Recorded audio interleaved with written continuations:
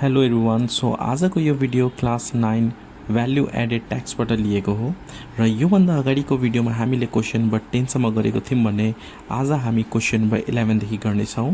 You can see here in question number 11A in a bike shops after allowing 10% discount on the mark price of a cycle and after 13% VAT levied on it, its price was fixed to be rupees 9153. भनेको मतलब के हो? After अलाउइङ discount पछि and after adding 13% VAT पछि, discount पछि र VAT पछिको price के हुन्छ? एसपी विथ भ्याट हुन्छ। सो यहाँनिर एसपी विथ भ्याट कति दिएको छ? 9153। क्वेसन चाहिँ मजाले बुझ्नु होला। यहाँनिर after allowing 10% discount and after 13% VAT भनेको छ। डिस्काउन्ट र भ्याट पछि भनेको एसपी विथ भ्याट हो।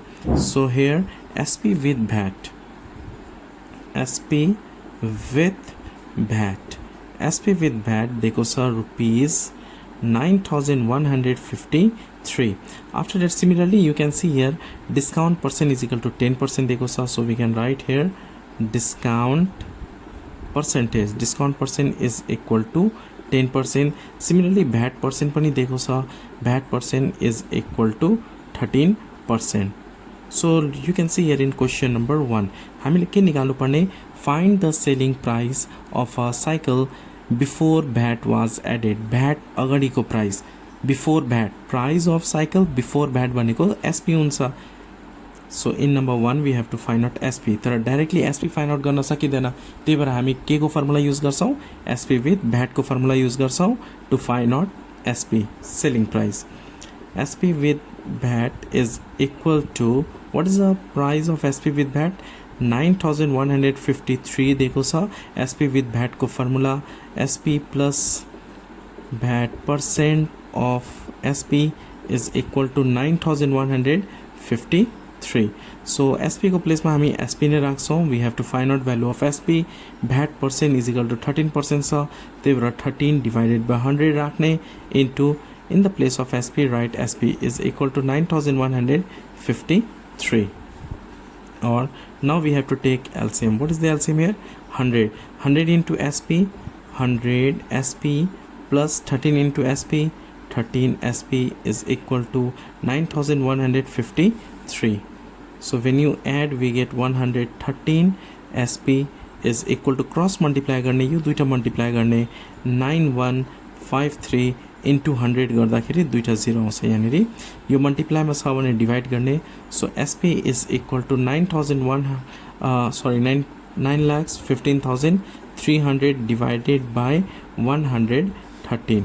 Therefore the value of SP selling price is, let's calculate this one, 915300 divided by 113 गर्दाखेरि 8100 आउँछ। So selling price is equal to 8100. Now look at question number 2. How much was the discount amount in rupees? Discount amount find out गर्नुपर्ने छ र discount अमाउन्टको लागि हामीलाई MP चाहिन्छ। MP दिएको छैन। Okay, so first of all we have to find out value of MP, then only we can find out discount amount. So number 2 को लागि डिस्काउन्ट अमाउन्ट फाइन्ड आउट गर्नको लागि हामीलाई मार्क्ड प्राइस फाइन्ड आउट गर्नुपर्ने हुन्छ, MP find out गर्नुपर्ने हुन्छ। तर एमपी को फर्मुला पनि डाइरेक्टली छैन, त्यही भएर एसपी को फर्मुला युज गर्ने। एसपी को फर्मुला के हुन्छ?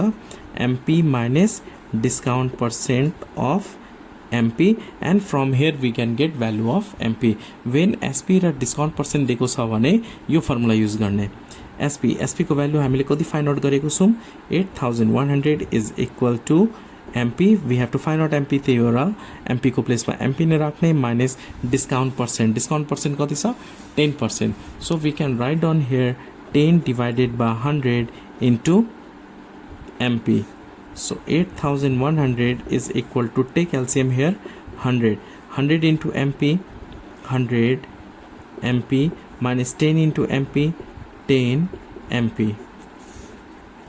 8100 यो 100 सँग क्रस मल्टिप्लाई गर्ने। when you multiply this to दुईटा 0 अझै थपिन्छ। this and this we have to multiply. okay, 1 2 3 40 40 is equal to यो दुईटा सब्ट्र्याक्ट गर्ने। we can get here 90 MP 100 minus 10 90 okay अब यो मल्टिप्लाईमा छ भने डिभाइड हुन्छ 810000 divided by 90 is equal to MP therefore MP mark price equal to rupees 00 cancel 9 9s are 81 1230 so 9000 what is the value of MP 9000 okay but what we have to find out MP or discount amount we have to find out not MP तर discount amount find out गर्नलाई हामीलाई MP चाहिन्छ त्यही भएर MP पहिला निकाल्ने then only we can find out discount amount अब discount amount find out गरौँ discount amount को दुईटा फर्मुला छ discount percent of MP हामीसँग discount percent पनि छ र MP पनि छ अर्को फर्मुला छ MP minus SP हामीसँग MP पनि छ SP पनि छ सो जुन फर्मुला युज गर्दा पनि भयो MP minus SP use गर्दैछौं हामी MP is equal to 9000 so write down here 9000 minus SP selling price कति छ 8100 so write down here 8100 when you subtract we get here 900 so discount amount is equal to 900 now look at question number 3 question 3 मा भनेको छ what amount of VAT was levied भनेको VAT amount find out गर्नु पर्ने छ so VAT amount को formula use गर्ने VAT amount को फर्मुला हुन्छ दुईटा फर्मुला यहाँ पनि छ VAT percent of SP with VAT minus SP गर्दा पनि हुन्छ यो दुईटा सब्ट्र्याक्ट गर्दा पनि भयो SP with VAT minus SP नभए VAT percent of SP गर्दा पनि हुन्छ because we have VAT percent also so we can write VAT percent of SP so VAT percent कति छ 13% so we can write 13 divided by 100 13% भनेको 13 divided by 100 SP selling price कति छ 8100 what is the value of SP 8100 now calculate गर्ने 13 into 8100 divided by 100 we get here 1053 so VAT amount is equal to 1053 now you can see here in question number 4 if the discount was increased to 20% अब discount के भएको छ increase भएको छ 20% पहिला कति थियो discount you can see here discount 10% थियो ओके ना अब यहाँ क्वेश्चन नंबर 4 मा के भनेको छ if the discount was increased to 20% 10% देखि 20% what would be the change in the final price including VAT final price including VAT भनेको SP with VAT हामीले यहाँनिर SP with VAT निकाल्नु पर्ने भयो फेरि अनि के चेन्ज हुन्छ कति चेन्ज हुन्छ त्यो फाइन्ड आउट गर्ने so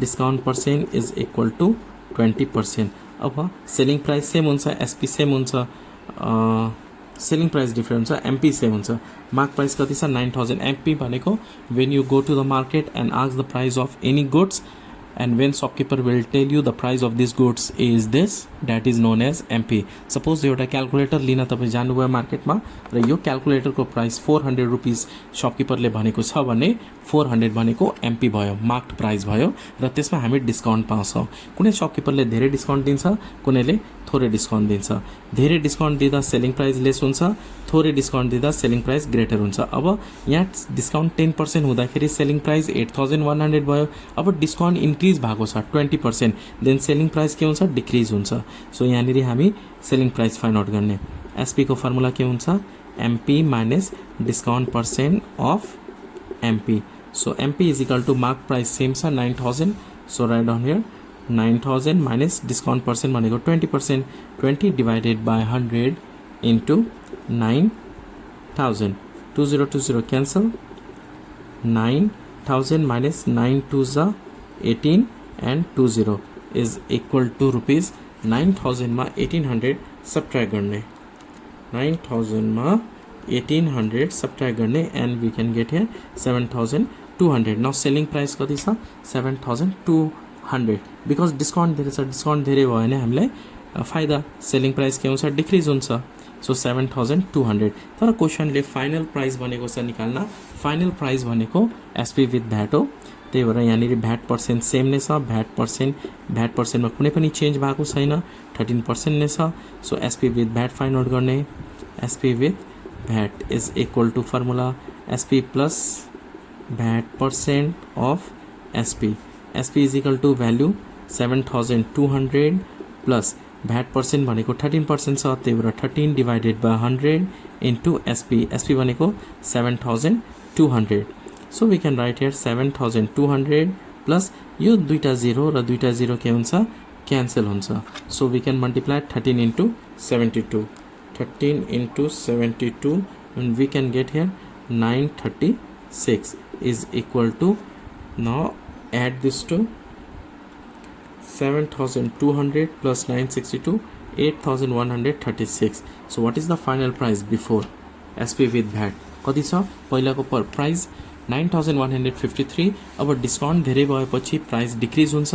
so SP with VAT कति आयो 8136. यो चाहिँ फाइनल प्राइस हो. अब फाइनल प्राइस के भएको छ डिक्रिज भएको छ. कतिले डिक्रिज भएको छ त्यो हामीलाई फाइन्ड आउट गर्नुपर्ने भयो. क्वेसनले के भनेको छ यहाँनिर एकपल्ट हेर्नु होला फेरि. यहाँ हेर्नुहोस्, if the discount was increase to 20%, 20% increase भएर 20% भयो भने what will be the change in final price including VAT. कतिले चेन्ज भएको छ फाइनल प्राइस. सो डिफरेन्स निकाल्ने, difference between final price, difference is equal to सुरुको प्राइस कति छ 9153, 9153. Now the price is 8136. Now we have to subtract गर्दा कति आयो 1017. So 1017. So at last what we have to write down, when the discount increase to 20%. मजाले सुन्नु होला, हामीले लास्टमा कन्क्लुजन लेख्नु पर्ने हुन्छ. When the discount increase to 20%, the final price decreased by 1017 rupees. 1017. Final price decrease by, final price के भन्छ डिक्रिज भएको छ कतिले 1017. सुरुमा हामीले कति तिर्नुपर्ने थियो वेन डिस्काउन्ट इज 10%, 9153. अब डिस्काउन्ट 20% हुँदा हामीलाई कति तिर्नुपर्ने हुन्छ 8136. कतिले डिक्रिज भयो 1017 ले. So you can write at the last, when the discount increase to 20%, the final price decrease by 1017. Hope you understand this question number 11A. 11B पढ्ने हेर्नुहुन्छ. यहाँ क्वेसनले के भनेको छ यहाँनिर, Manisha is on the look out for a new television set and discovers a fantastic deal at a local electronic store. She buys a television set with 13% VAT after allowing her 15% discount for rupees this. अब यहाँ question मजाले हेर्नु के भनेको छ 13% VAT. Okay, C buys a television. अब हामीले केही गुड्सहरू मार्केटमा किन्दाखेरि भ्याट सहित नै किन्छौँ विथ 13% भ्याट आफ्टर अलोइङ 15% डिस्काउन्ट. पहिला चाहिँ मार्क प्राइस हुन्छ, त्यसपछि सपकिपरले डिस्काउन्ट दिन्छ, डिस्काउन्ट दिएपछि सेल हुन्छ, सेल पछि भ्याट एड हुन्छ, भ्याट एड पछि फाइनल प्राइस आउँछ. फाइनल प्राइस भनेको एसपी विथ भ्याट. यो भनेको एसपी विथ भ्याट दिएको छ. त्यसपछि क्वेसन नम्बर 1 मा हेर्नुहोस्, find the selling price of the television before VAT was added. Before VAT was added भनेको हामीलाई एसपी निकाल्नु पर्ने. भ्याट एड हुनुभन्दा अगाडिको प्राइस भनेको सेलिङ प्राइस हो, एसपी विथ भ्याट होइन. एसपी विथ भ्याट भनेको यो हो. भ्याट सहितको प्राइस भनेको इन्क्लुडिङ भ्याट भनेको 9605 हो. यो चाहिँ हामीलाई एसपी निकाल्नु पर्ने. त्यसपछि नम्बर 2 मा how much was the discount amount in rupees. त्यसपछि डिस्काउन्ट एमाउन्ट निकाल्नु पर्ने. सेम क्वेसन नम्बर 1 जस्तै गर्ने हो, सेलिङ प्राइस निकाल्ने, त्यसपछि डिस्काउन्ट एमाउन्ट निकाल्ने, त्यसपछि what amount of VAT was levied भनेपछि हामीलाई भ्याट एमाउन्ट पनि निकाल्नु पर्ने हुन्छ. र नम्बर 4 मा if the discount was increase to 20%, पहिला कति थियो 10% छ, यस डिस्काउन्ट 15% छ र अहिले 20% छ भने what will be the change in the final price including VAT. र फाइनल प्राइस भनेको एसपी विथ भ्याटमा के चेन्ज हुन्छ. सो क्वेसन नम्बर 11A र question number 11B same to same छ. एकपल्ट स्क्रिनसट लिनु होला 11B को र 1 2 3 4 को एन्सर कति कति हुन्छ प्लिज कमेन्ट गर्नु होला. सेम टु सेम हामी 11A जस्तै नै गर्ने हो. Hope you understand this question by 11A as well as B. B को answer please comment गर्नु होला र next video मा हामी question number 12 गर्ने छौं. So thanks for watching till last. Keep supporting and keep sharing and please share with your friends. Thanks for watching till last. Keep supporting and keep sharing.